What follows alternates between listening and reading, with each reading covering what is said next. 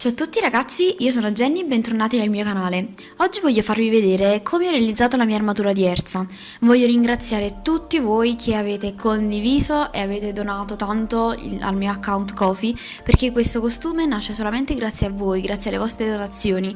È stato il mio primo obiettivo su Kofi e subito l'abbiamo raggiunto, quindi grazie mille.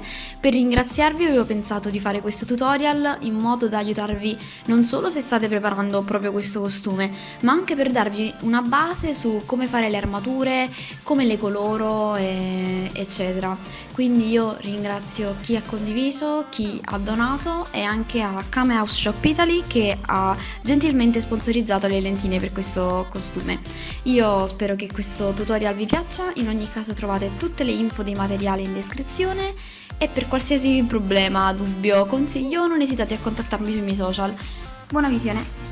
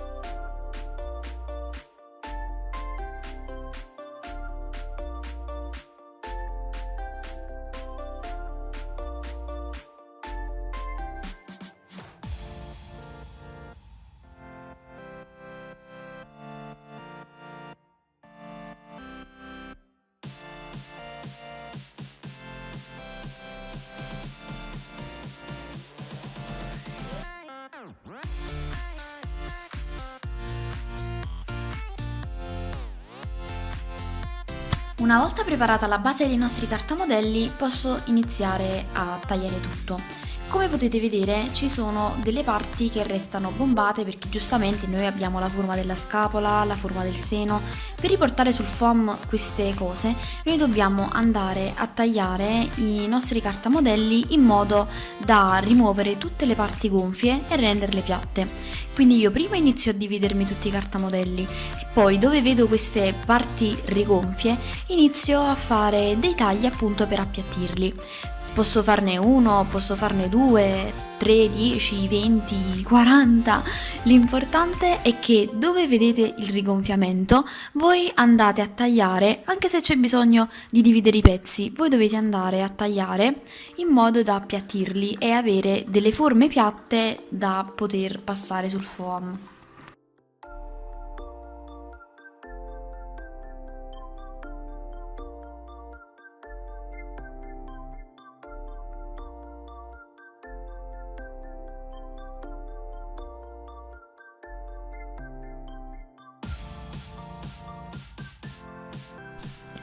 Per incollare il foam io uso la colla a contatto, è la classica giallina che puzza di benzina e la trovate davvero in tantissime marche, Bostik, Collabrene, Artiglio, Mediterranea, Pattex, l'importante è che sia appunto colla a contatto, in ogni caso io vi lascio il link di dove poterla trovare in descrizione, ma oltre ai negozi di cosplay si vende benissimo anche in ferramenta, quindi non vi preoccupate. Ne applico un po' su entrambe le superfici da incollare, non è importante la quantità di colla, ma la pressione che si fa quando si incollano, quindi una volta che la colla è un po' asciutta inizia a diventare secca, appiccicosa, quindi quando la toccate non deve essere bagnata. Posso procedere ad incollare tutti i miei pezzi di foam e li spingo bene in modo da fare abbastanza pressione quando si incollano, così non si staccheranno mai più.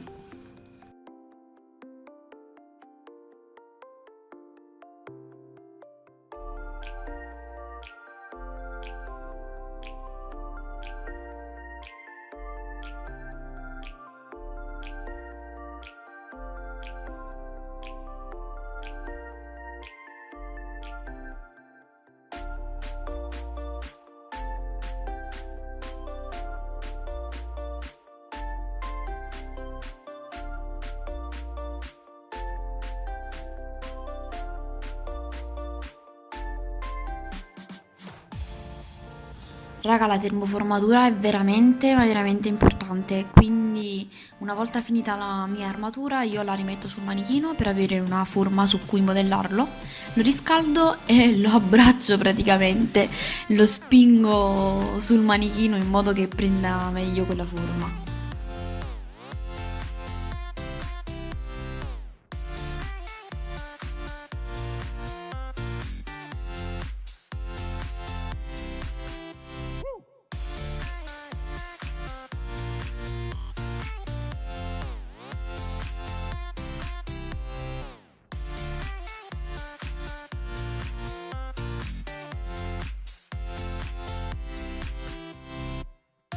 Se c'è qualche dislivello sulle nostre giunture, nei punti che abbiamo attaccato, vado a smussare leggermente con il Dremel. Vi chiedo scusa se spesso non faccio vedere quando smusso, ma in realtà la mia paura è rovinare la mia amata figlia videocamera. Sempre paura che ci vada la polvere sopra, eccetera. Quindi cerco di registrare il meno possibile, anche se cercherò di trovare una soluzione. Lo so, raga, mi dispiace, ma sono una mamma apprensiva, premurosa e paurosa. In ogni caso, dopo il Dremel passo sempre la carta vetrata 320 in modo da uniformare un po' il tutto.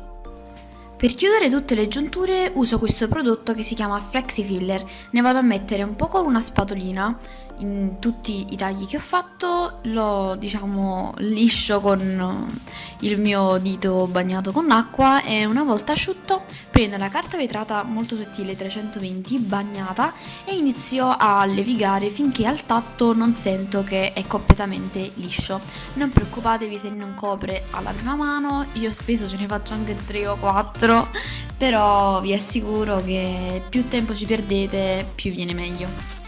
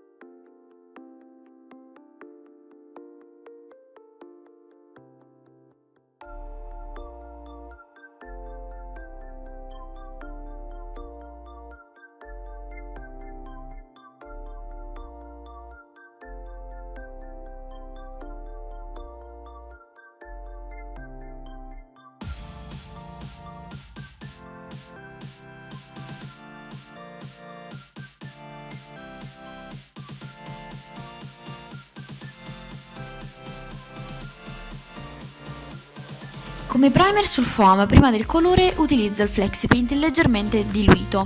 Io lo diluisco, diciamo, né troppo liquido né troppo denso, in modo da non lasciare strisce di pennello, ma fare più passate per coprire tutti i pori del foam. Ma in ogni caso, se si lasciano strisce di pennello, non vi preoccupate perché sono perfettamente levigabili. Basta dare un'occhiata al video dello scudo di Nofumi che ho già fatto, dove vi spiego anche come togliere le strisce del pennello. In ogni caso, dopo il FlexiPaint vado a dare 3 mani di full dip, in questo caso nero perché devo dare una base argento, e dipende sempre dal colore che voi dovete fare. Se avete bisogno di un colore molto chiaro, allora fate una base bianca. Io nel mio caso mi sto trovando molto bene con l'accoppiata nero-argento, quindi prima dell'argento passo il nero. Per il resto dei dettagli maschero bene tutta l'armatura e procedo a colorare con il mio aerografo utilizzando i colori di marca Createx con cui mi trovo divinamente. Dopo aver colorato tutto, passo il protettivo lucido o opaco, dipende da cosa dovete fare, sempre della Full Dip. Una cosa, ho notato che sull'acrilico non attacca molto bene, quindi a lungo andare lo strato di protettivo potrebbe rischiare di spellare dalle parti dove sotto non c'è il Full Dip. Purtroppo non ho ancora trovato una soluzione a questa cosa, quindi però è tutto ok, non si intacca il colore sotto, quindi basta semplicemente togliere un pochino la pellicola che si crea.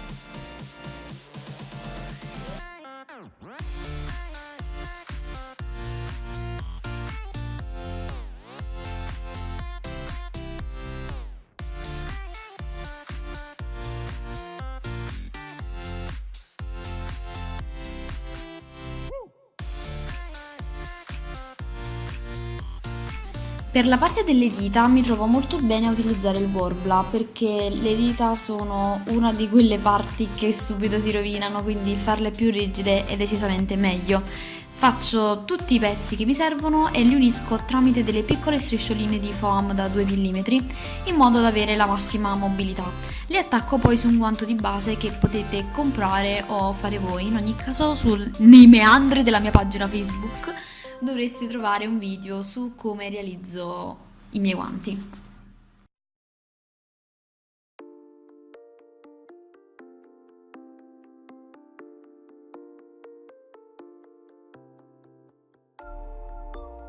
Per chiudere i pezzi d'armatura mi trovo molto bene con le classiche cerniere per vestiti. Per pezzi come braccioli o gambali prendo quelle piccoline, classiche da 18 cm che non si staccano, mentre per il busto prendo quelle là più grandi che si dividono.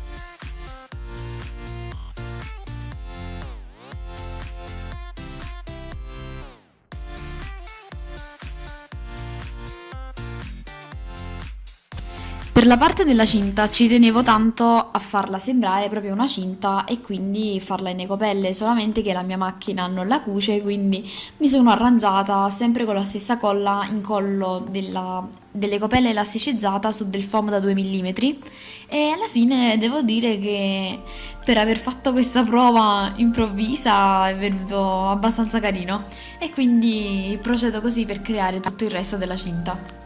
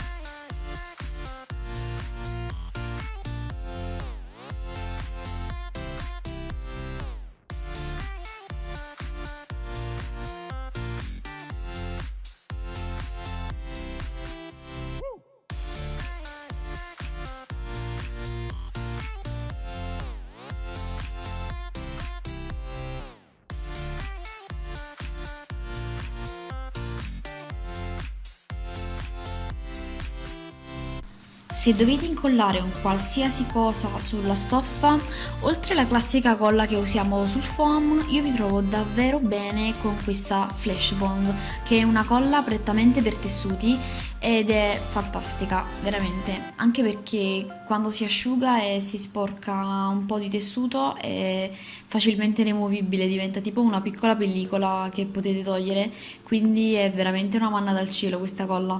Bisogna sempre aspettare un pochino prima di incollare, però mi trovo davvero bene ad incollare la stoffa con questa colla. Se voi non ce l'avete va benissimo anche l'altra e non vi preoccupate. Era solo un di più, anche se in futuro dovete incollare qualche pezzo di tessuto.